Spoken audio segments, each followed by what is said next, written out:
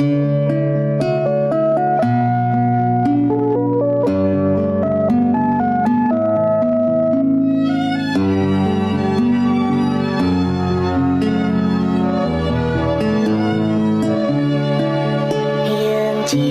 មិត្តរួមសាលាជីវ៉ា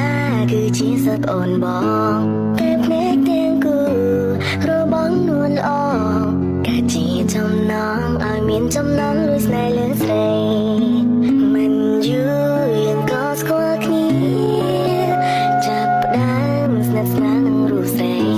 រហូតរៀនចប់បងក៏សងស្នេហ៍ស្រីអូនក៏មានចិត្តលើថ្លៃរសជាតិដល់ថ្ងៃអាទិត្យទីពីរ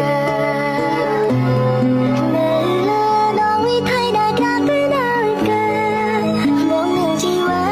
គិនដៃគ្នាត្រសោសំឡេងមិនភាំងអូនបងស្រែកហូរកញ្ជ្រៀវអើកងអបអរដល់យើងទាំងពីរបងសន្យាថានឹងមើលថែអូនដល់ចិន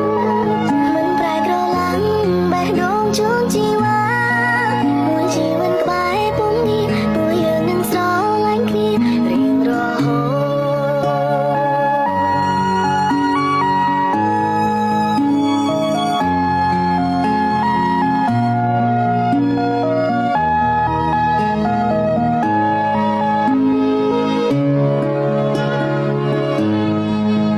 មិនយូរយើងក៏ស្គាល់គ្នាចាប់ផ្ដើមស្និទ្ធស្នាល